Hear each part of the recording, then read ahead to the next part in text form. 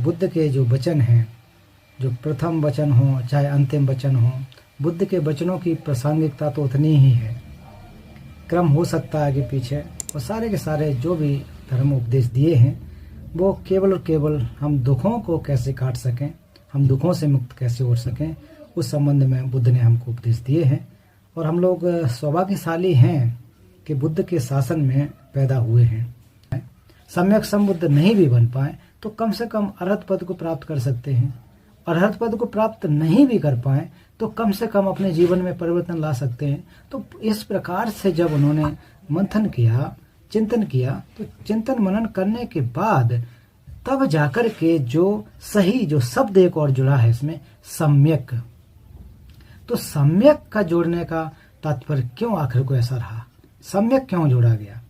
तो सम्यक का मतलब होता है उचित, तो एक्सट्रीम में नहीं जाना है। कहा कि बुद्ध ने हमें सम्यक का या फिर मिडिल वे जो दर्शन दिया है, मध्य मार्ग की व्यवस्था की है, तो इसलिए भी इसमें सम्यक सम्यक शब्द जुड़ा हुआ है, दृष्टि नहीं जुड़ा है।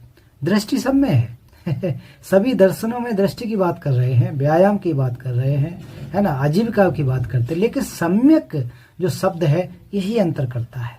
आर्य शब्द जो इसमें जुड़ जाता है वो इस वजह से बुद्ध के दर्शन और उसमें फर्क पड़ जाता है, सम्यक की जो बात की गई है। तो एक प्रकार से हमें इतना भी चरम सीमा पर नहीं जाना है या फिर इतना भी नहीं छोड़ देना है कि उस मार्ग पर न चल पाए। इस वजह से जो बुद्ध का दर्शन है वो सम्यक मार्ग या फिर मध्य मार्ग इस पर लेकर को चला हुआ है। ये तो जैसा कि आप सभी लोग समझ रहे हैं और जानते हैं कि ये जो शब्द की व्याख्या है, जो व्यवस्था है, इस प्रकार से आई है। तो इनको समझने के लिए बुद्ध ने जो है सम्यक का उपयोग किया है कि हमें सम्यक होना चाहिए, राइट, है ना, राइट व्यू में अगर हम जाएंगे तो जाकर के वो हम सही तरीके से उपयोग कर सकते हैं, सही तरीके से समझ सकते हैं। तो पहले जैसा कि आप देखें कि सम्यक दृष्टि, तो सम्यक दृष्टि और सम्यक दृष्टि कैसी होनी चाहिए, तो आखिर को किस बात को कहा गया कि दृष्टि, दृष्टि को हम कैसे समझें? तो दृष्टि का एक शाब्दिक अर्थ होता है कि देखना, नजर डालना, है ना। तो आप ये नजर देखना का मतलब वस्तुओं को नहीं है कि हम आप देख रहे हैं जो सामान्य, तो वो सामान्य दृष्टि हो जाती है। और ये जो क्या कहते हैं कि ये यहाँ पर भगवान बुद्ध इसकी बात नहीं कर रहे हैं। तो सही दृष्टि क्या है? तो सही दृष्टि का अर्थ है कि जो जीवन का यथार्थ है उसको हम समझ सकें। सम्यक दृष्टि का अर्थ है कि जब चीजों को हम देख लेते हैं, जब चीजों को हम देखते हैं या फिर उनका महसूस करते हैं तो उनको जैसा का तैसा सत्य मान बैठ जाते हैं, तो वो सम्यक दृष्टि नहीं है।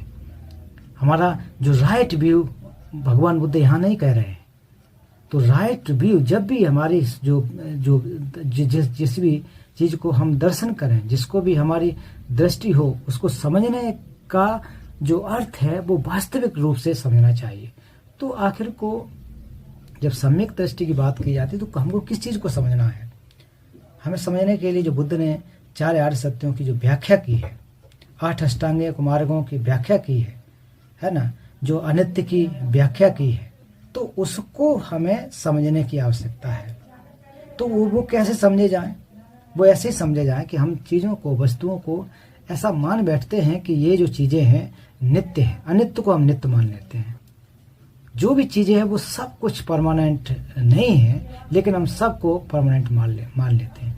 इम्परमानेंट को हम परमानेंट मान लेते हैं।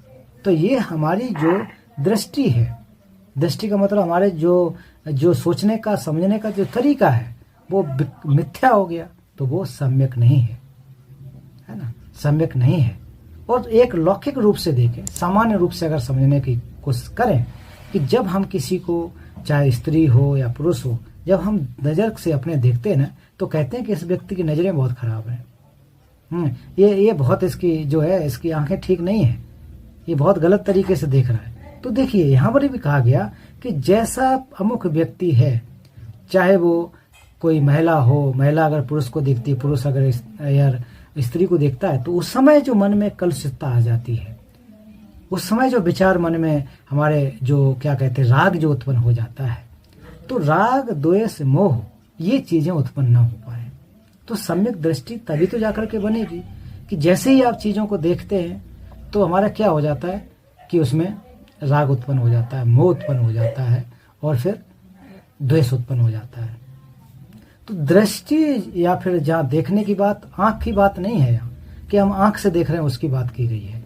जो हमारी 5 इंद्रियों के द्वारा देखी जाने वाली चीज़ें हैं, समझने वाली चीज़ें हैं, है ना। जैसे कि पहले उदाहरण मैंने दिया था कि 5 इंद्रियां क्या करती हैं। आँख से हम देखते हैं, नाक से हम सूंघते हैं, कान से सुनते हैं, जीभ से स्वाद लेते हैं, त्वचा से स्पर्श करते हैं, है ना, और नाक से हम सूंघने का जो काम करते हैं। तो 5 इंद्रियों का अलग अलग है, तो उसके द्वारा महसूस करना। यहाँ जरूरी नहीं कि केवल आँख के द्वारा कहा गया कि हम चीज़ों को देखें। तो मान लीजिए हम किसी चीज़ को सुनते हैं, तो कभी कभी हम लोग बुद्धि नहीं लगाते हैं और कानों पर सुनी सुनाई बातों को लेकर के झगड़ा फसाद करते हैं। तो इसका मतलब हमारी सम्यक जो दृष्टि है, अर्थात जो हमारा विचार है, वो तो गलत हो गया।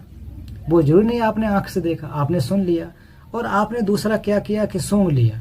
तो कभी कभी उसके द्वारा भी जो हमारा उचित नहीं होता है ना। तो 5 इंद्रियों के द्वारा ज़्यादातर हमको उसके अधीन कर दिया जाता है, इसलिए हम सम्यक कार्य नहीं कर पाते। अर्थात हम सही तरीके से जैसी कि तैसी चीज़ें हैं वैसा हम नहीं समझ पाते हैं। तो हम यथार्थ को नहीं समझ पाते हैं। यथार्थ को समझने की दृष्टि है, उसे ही हम क्या कहेंगे, सम्यक दृष्टि कहेंगे। इसे ही सही दृष्टि कहेंगे।